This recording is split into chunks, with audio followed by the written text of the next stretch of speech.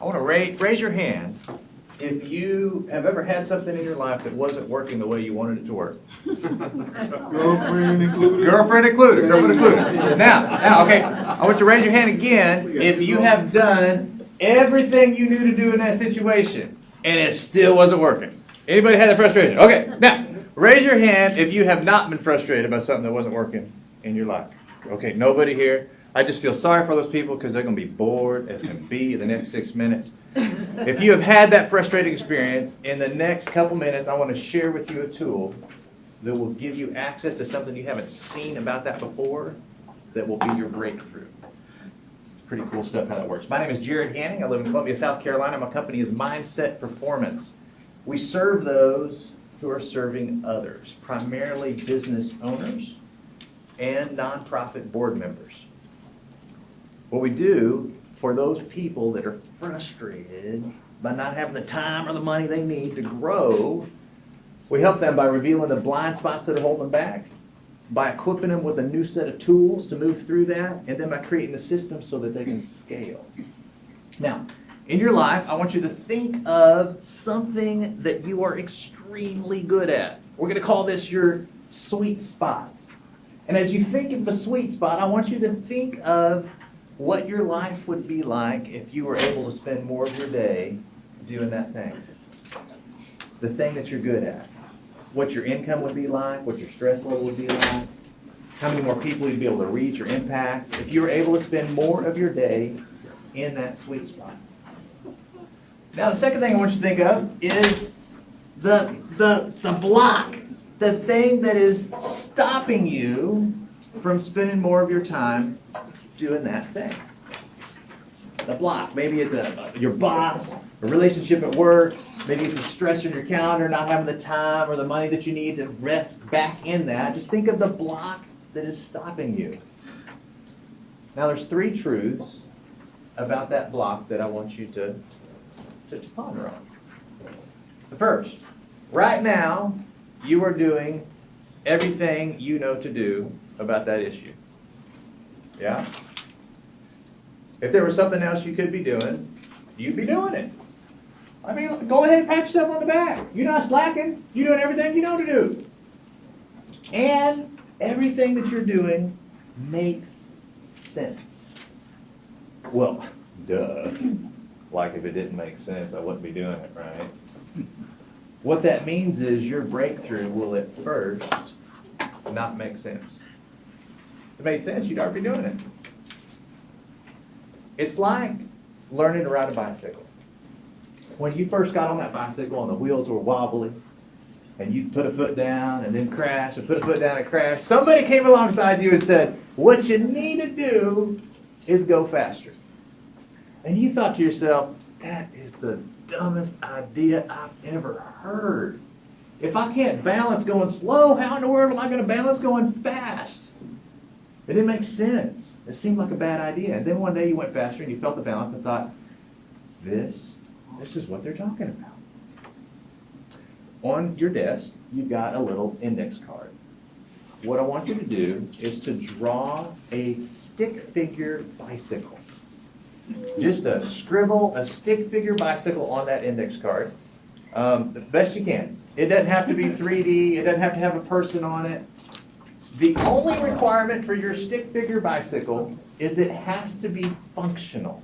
It has to have all of the components that cause a bicycle to work.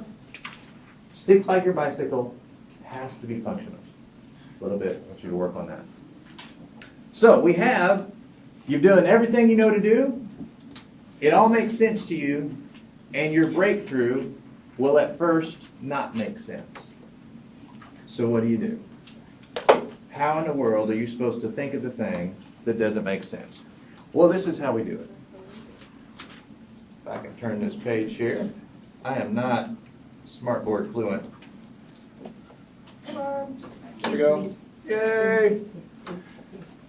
We use a Nobel nominated assessment called the Mind Scan. It's the only one that I know, but what it does is it prints a graph like this, and that graph is like a fingerprint of your thinking patterns.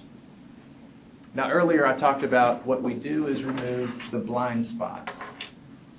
The blind spots are more important than the obstacles, because just like as you're driving your car, the only time you would ever hit something is because it was in your blind spot. There was something about it you hadn't seen yet. So when you keep running up against the same obstacle in that relationship, running up against the same obstacle with your schedule, with your budget, keep hitting the same thing, it's not the obstacle. It's a blind spot. There is something about it you just haven't seen yet. That's all it is. And that's why the mind scan and that graph is so powerful. Oh, well, let's see here. Okay, so this is the tool that I had to share with you today. If you go to mindsetperformance.co and scroll to the bottom, you can schedule a call with me to get your mind scan reviewed, and you can click the mind scan and take it. It takes most folks about 10 minutes. The value is in reading the graph, so you want to get that call scheduled. There is no cost to take the mind scan. There is no cost to have it reviewed. I do have to tell you, though, about 30% of the people that take it are in tears because what it reveals is so personally meaningful to them. My name is Jared Hanning. This is Mindset Performance. That's what I do. So now, you might have some questions. How can I serve you best? What are those areas that you're measuring? Okay, so it measures your strengths or weaknesses in 3 main areas: emotional, how you relate to yourself emotionally and other people; taking action, how you relate to what gets the job done; and creating systems, how you think of organization and processes. And how you balance those things will determine the results that you're getting. Most of the time when somebody's stuck and it's not working, they're stuck in a certain way of thinking about it. Using the mind scan, we're able to open up new ways of thinking, and that's where they get their momentum. Yes, ma'am? You mentioned the fact that taking the assessment is free, that you do the analysis for free. So what's your revenue stream? How do I get paid? Absolutely, great question. So I get paid when somebody hires me to come teach at their company. They hire me to do a workshop for their company. I get paid when somebody hires me to coach them personally.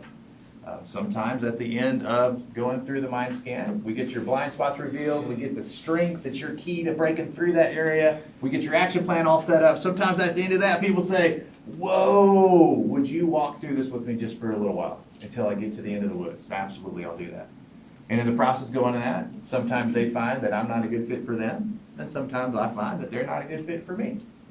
So this is an effective way we found to be sure it's a good relationship before we go forward. But that's how I get paid. So what kind of seminars do you do? Leadership, communication. After doing thousands of these, looking at business owners, looking at CEOs that are doing this, looking at office administrators that are doing this, looking at teachers that are doing this, we find a couple trends. And by looking at those trends, we know what works and what doesn't work. And some of the trends, it's often as simple as having a strength that you're just not using. Yes, sir. What is your background that allows you to do this? My background, I am a classically trained musician. I'm a principal violist in the South Carolina Philharmonic. Now, some people don't know this, but when you are engaged in making music, whether it's clapping your hands to a beat or singing along to the radio, you are activating more of your brain at that time than any other activity. This is well documented in MRI studies. That doesn't mean that music is better. It doesn't mean that.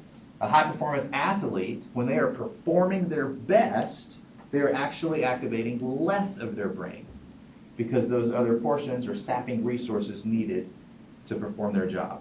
It doesn't mean it's better. It's just different. But to answer your question, your breakthrough comes from activating a different part of your thinking about that issue. So my training as a musician, stage fright, stage performance, performance under pressure, leadership, principal viola, gives me a unique set of tools for helping you to do that in your job. That's my background. Yes, ma'am. I went on your site earlier. I'm sorry. And I noticed in your Triumph section you had a whole bunch of amputees, and yet you're doing it for businesses and stuff like that, not limited to Triumph. Triumph. Right there, go right there. Oh, Oh, no, not Triumph, you're right, it's the other one. You know yourself better than I this is just a do. couple testimonials The of folks. limited. I just heard a woman that met a man with. I know, that's right, go back. She made The last one. Boy, there's a mindset issue. Right there. You just heard her.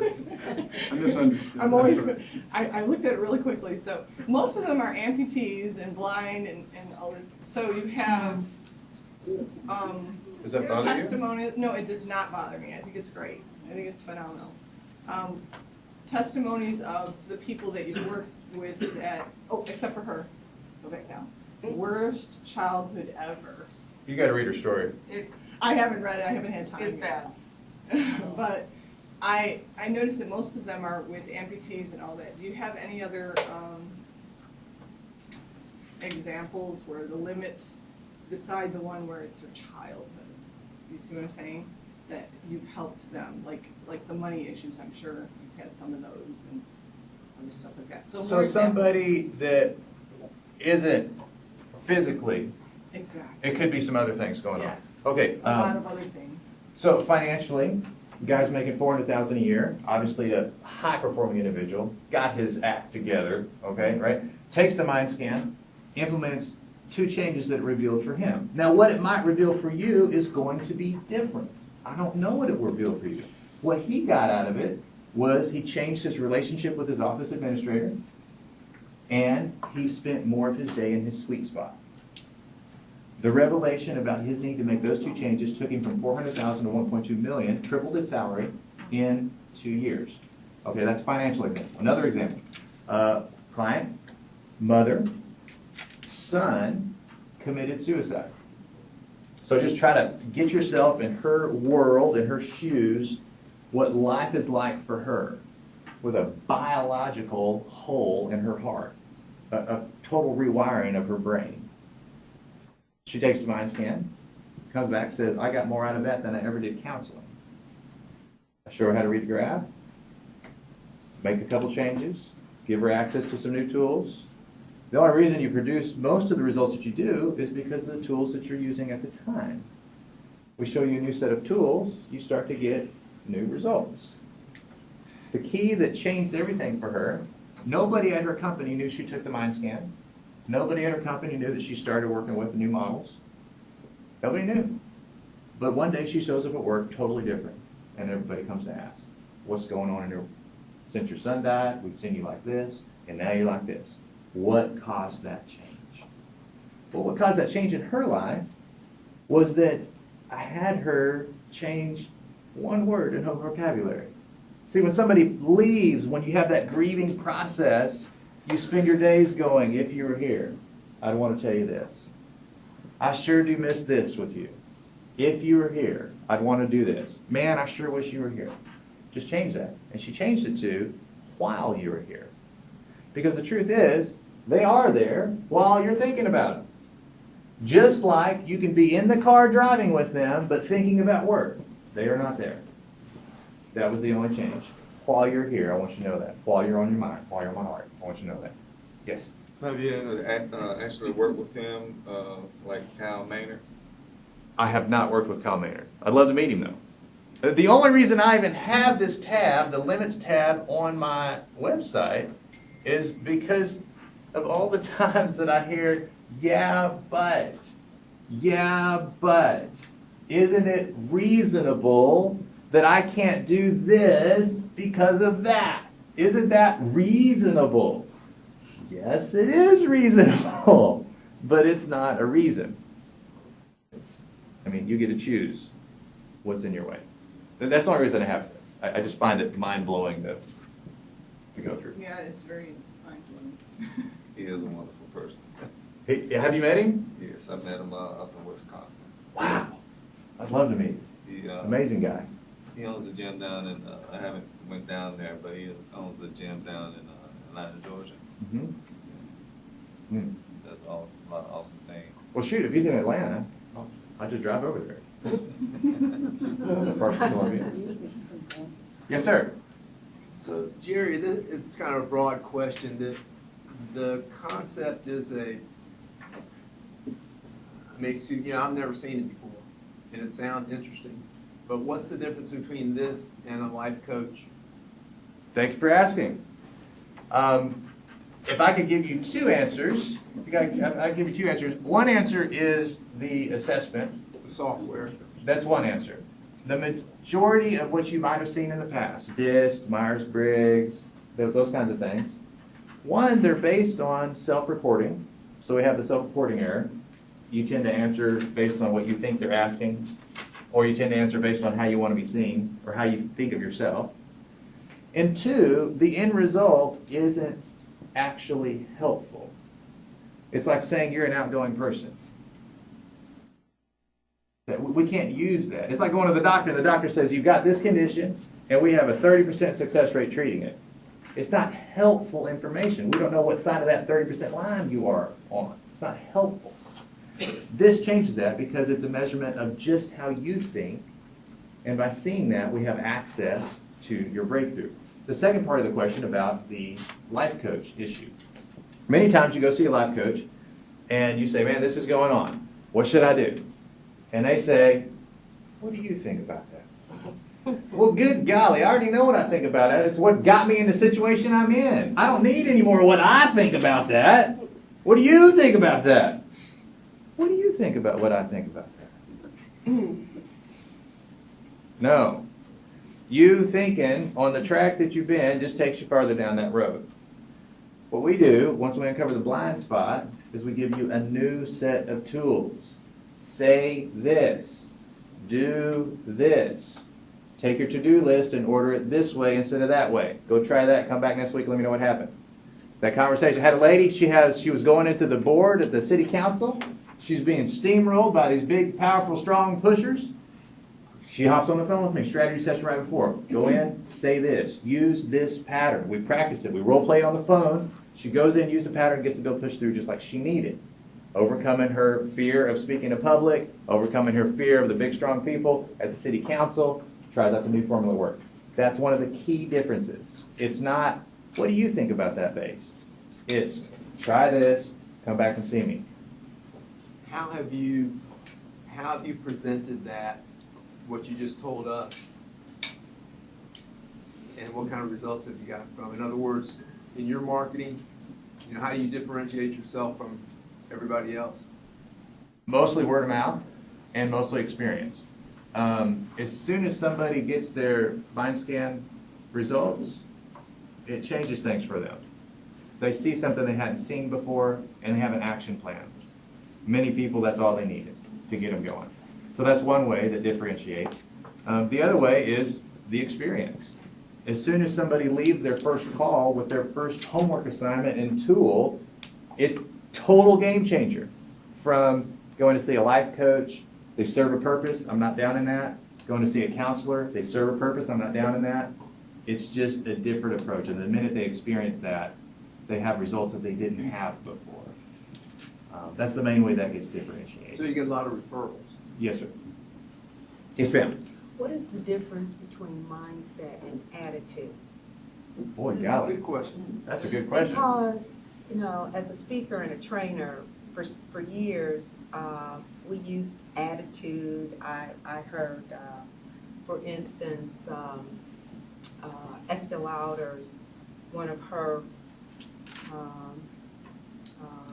key women talk at Belk once. Yeah, And she yeah. talked about attitude, and she's a very tall woman, and she did this, and that has been really the center of the world of changing things and transition is attitude.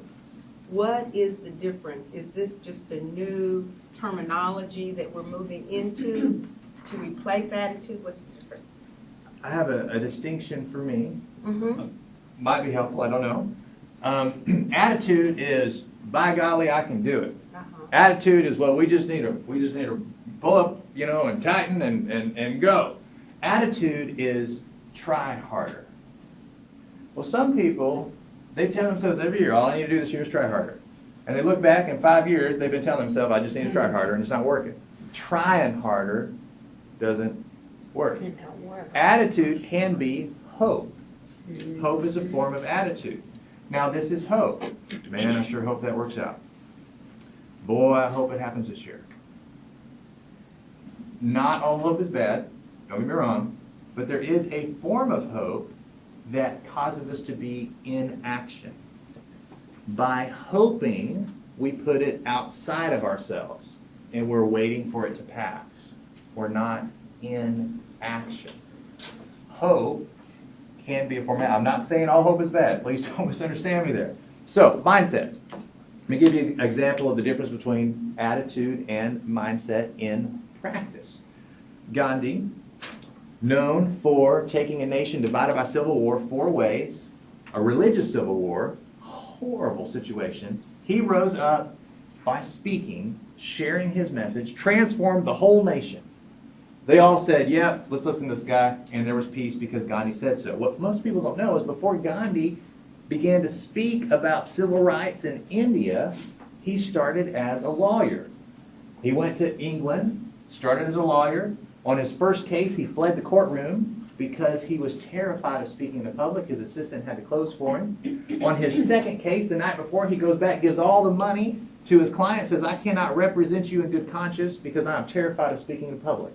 Now, what happened between that man and the man who changed the course of India? Did he go on eBay and find a book about public speaking? Did he sign up for Tony Robbins' public speaking power course? No. Toastmasters. Was it Toastmasters? And intuitively, you know that that wasn't it. Because those things put you in the world of trying harder. Well, maybe if I do this, maybe if I do that. What Gandhi did is he moved to South Africa. While he was in South Africa, he noticed that his people, the people of India, were horribly oppressed. And he decided that he was going to be about the business of peace in India. He said in that moment, there will be peace in India because I said so. Because I said so is different from, boy, it'll happen this year. It's a change in thinking, not attitude. If I could give a small example from my own life, the difference between attitude and mindset. Professional musician, classically trained, spent my whole life in a closet, 4 hours a day, working out the skills to play on that level. Terrified of playing solos. Absolutely terrified. Yes, ma'am, hold on. The key to attitude, the key to We'll finish that story later. Wait a minute. The key to success. You know what I've learned in my own personal life? The key to me is believing in myself and the God I serve. That has been my motto. That's why I'm so successful in everything that I do. Because I'm not doing it to please you, but I'm pleasing God and the God in me first. I hear what you're saying. Your belief in God. Thank you for sharing. Yes, ma'am.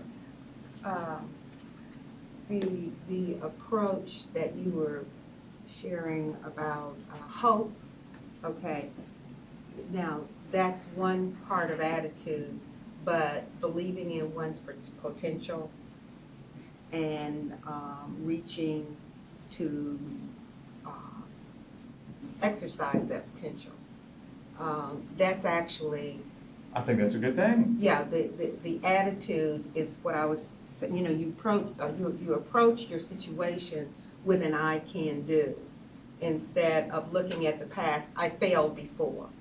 So that's actually what I was thinking about when I mentioned attitude. Yes, ma'am. Thank you for sharing. So Thank if, you. if Yes. I may, mindset is more of your values, your core. It is more of an innate who you are, where attitude can be changed by somebody cutting you off in traffic. You can have alterations in your attitude by circumstances on the outside. Whereas mindset is something internal, and it's something that is based on who you are, whether it's based on the faith and who you believe in, whether it's based on where your head is, whether it's your experiences in the past, or that you've set your mind that you're overcoming those experiences. It's a deeper level than attitude. You could draw a stick figure bicycle. So That's the end of the story. The end of the story. Okay, we got it. You're coming out of the closet, what happened? Coming out of the closet, right? Here I am, coming out of the closet. Haven't seen You daylight. said it first, right? 15 years working on the skills to perform at that level. And I'm terrified of recitals, I'm terrified of auditions, I'm terrified of playing solos. And if you could just maybe for a brief minute think of something in your life where there is an emotional presence that's preventing you from what you want or what you know is possible. Part of your measure of success is your willingness to engage in uncomfortable conversations. And you might think of a conversation that's currently incomplete, but by golly, you don't want to have it, so it's going to stay incomplete for now. So here I am. My life is spent playing at this skill, and I'm terrified of playing it. So I'd go play that solo or that audition or whatever it was. Scratch away. I was nervous as could be. I sounded horrible. I'm making all kinds of mistakes. The worst part of it is, after you play, people come after you after, and they say, wow, you did a great job. And you think, I know you're lying. So there I was. Miserable. Every solo. I wanted to just sell my instrument and get out of it and go do construction or something. It was a miserable feeling. But I had that mental illness called music, and I just couldn't let it go. So at this point, I had been speaking and training for a while, and I decided, well, how about I just do what I teach other people to do? So I took my own medicine, right? So there I am sitting on stage. I'm looking at the music, orchestra's playing away, that solo's coming up. I think, what am I going to do? And in that moment, I made a choice to be up to something bigger. You see, before that time, I was trying to play the notes right. I was trying to look good, look accomplished. Maybe you might be impressed. Maybe I might share why I'm excited about this. I was trying to get the notes right, and that's small potatoes. And so I was getting squished every time.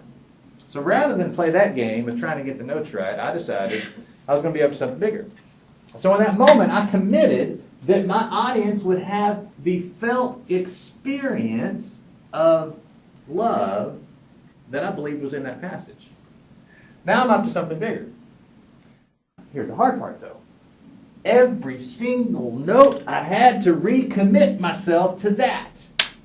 Because as I went along, you missed, what about, what? But for during that solo, I had committed that that was not my business anymore. That wasn't my job. My job was to stand for what was possible for my audience. That was my job, and just kept recommitting as long as the solo was going on. Played better than I ever have. At the end of it, felt better than I have. Couldn't wait to do it again. Completely transformed my experience with stage fright. Just another story similar to Gandhi, and we're talking about mindset transformation. All right. Yes, sir. Has there been, I see this is Nobel Prize nominated or something, so there's obviously some statistical validation behind this? Yes, sir. Cool. If that is thing, I got some links at the bottom. These aren't analysis. Each one of these is like a compendium of analysis. There's probably 1,000 studies there. Okay. On how it's put together, the value assessment, why it's different, why it works. Okay, I've got 2 exercises for you. A little while ago, come on. Touch one of them. Thank you. Gosh, somebody knows how to work this thing. I asked you to draw a bicycle. I actually used to train people. I ain't training in that. So you've got your bicycle. The request was that it's functional, it's rideable. It has all the components that cause a bicycle to work. Here's what I want you to do. I want you to switch cards with somebody else. You just switch your bicycle card with somebody else. Switch that card. Switch bicycle cards. Now you're looking at a drawing of somebody else's bicycle. Go ahead and switch. Notice that you immediately feel better about your own bicycle. Okay, now I want you to raise your hand if you have this bicycle. Hold on, not yet. I think everybody's got 2 wheels. Raise your hand if the frame touches both tires. Anybody have that bicycle? All right, frame touches both tires. Now, raise your hand if how do I go backwards a step? You wanna go, so you wanna take it away? There we go. Raise your hand if the frame not only touches both tires, but it directly connects the front and back tire. Anybody have that bicycle? Directly connects the front and back tire. All right, we got 2 of those. What I want you to know about this bicycle is it is not rideable. Okay? If the frame connects the front and back tire, you can't turn the front tire. It's not rideable. Now, maybe you have this bicycle where the chain connects the front and back tire. Anybody have that one? Chain connects? Come on, there's always one in the room. All right, chain connects the front and back tire. This bicycle is not rideable. If you turn the front tire, the chain would fall off. Not rideable. Come on, there we go. Does anybody have this bicycle? The pedals kind of hang down in the middle. All right, we got that bicycle in the back. Let me show you a rideable bicycle. The frame does not touch the front tire. It goes over the front tire, and then straight down is the pivot. And that's how the front tire turns. The chain goes around the pedals and the back tire only. This is bicycle ride. So you look at that and you think, oh my gosh. Yes. What? Now you know how to ride a bicycle. You could pick out a bicycle with your eyes closed. I could wake you up at 3 o'clock in the morning. You could ride a. You could teach me how to ride a bicycle. But notice the space between familiarity and understanding. Where's the pedal? I know, right? Yeah, your bike ain't going anywhere either. Come on, dear. The pedal goes inside the chain.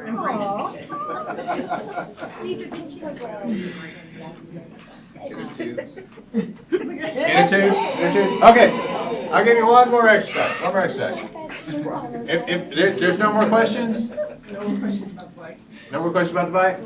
Okay, if I could give you one more exercise, and if we don't have more questions, then we'll sort of wrap up. Okay, here's what I need you to do for this exercise. If you go ahead and stand up. Stand up for me. All right, all right. Now, in a little bit, I'm going to have you twist around backwards.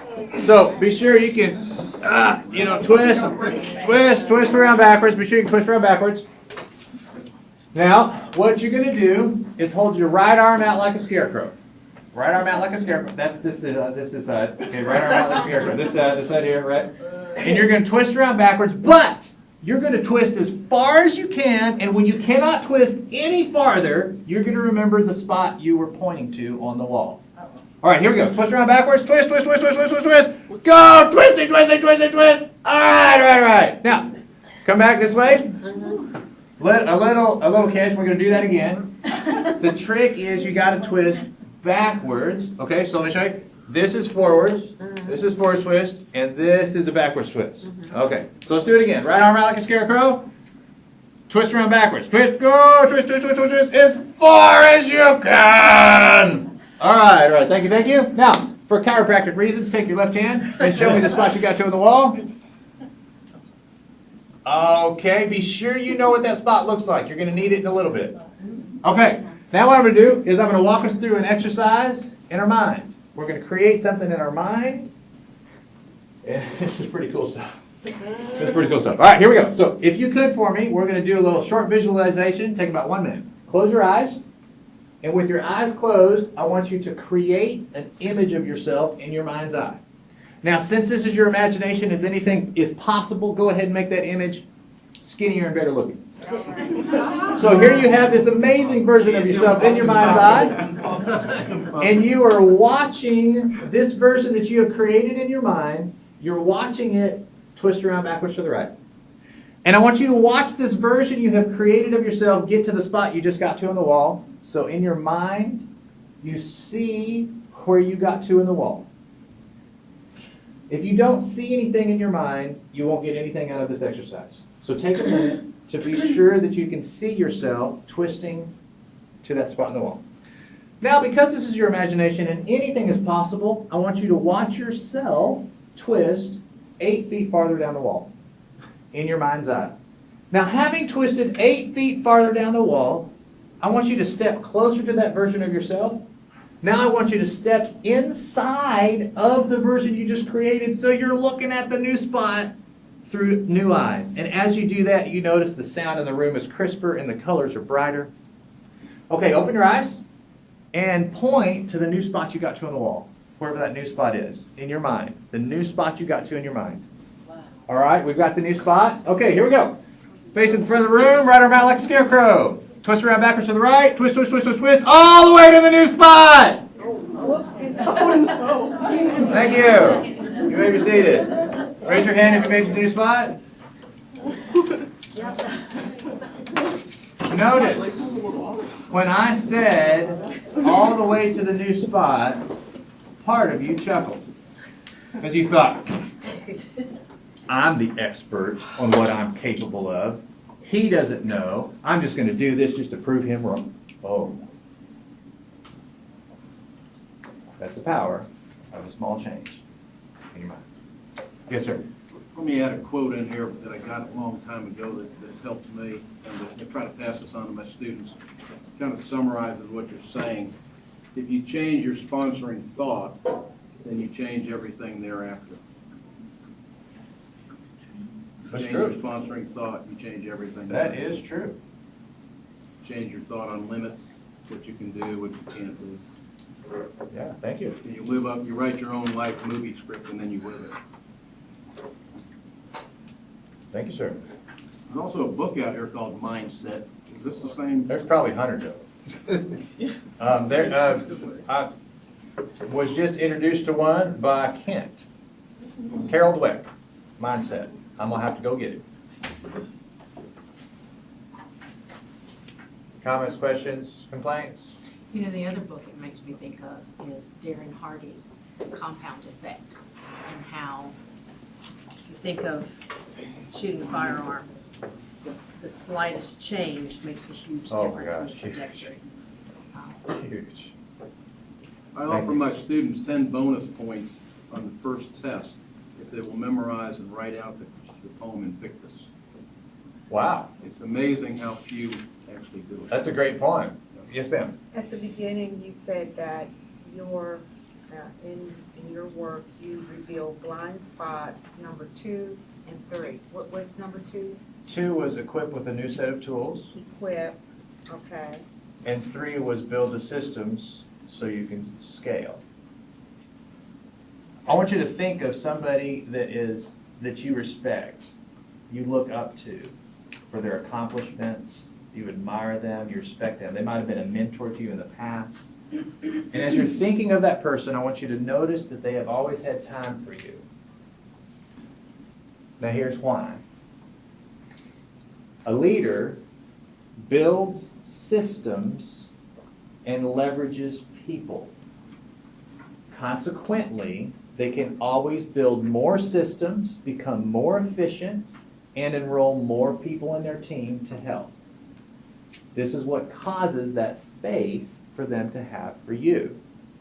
If you look at your list, your to-do list, and you say, oh my gosh, man, there's more on here than I could possibly get. I can't get all this done. And your response is, I need to work harder and faster. Well, I might just have to stay late today and maybe skip lunch tomorrow. But boy, if I just work harder and faster, I'll eventually get all this done. There is a hard limit on what you can do. And you might have noticed that harder and faster, as you look back over the days and weeks, didn't actually move the ball forward. You're still having to work harder and faster. Leaders, effective leaders, build systems and enroll people. That's why they have time for you. Jared, I take the last question. What can this community do to help you? Take a mind scan, please. Take about 10 minutes. We'll hop on the phone, show you how to read it, get your action plan set. You can schedule the call here, schedule your time, and take it here. Can you give us the number? Phone number? The phone number? Is that call? Right. We're going to book a time on the calendar. That's how it happens. When you go here, we will book a time. so that we know that on Thursday at 2 o'clock, we're gonna have a screen share and go over your mind scan at the same time. In that screen share, I will send you a link so that we can go over the mind scan at the same time, and we'll get the phone call set up at the same time. If that's not working, if you have any questions about that, if you have any questions about the mind, anything, send me an email. We can get started that way. Thank you, ma'am.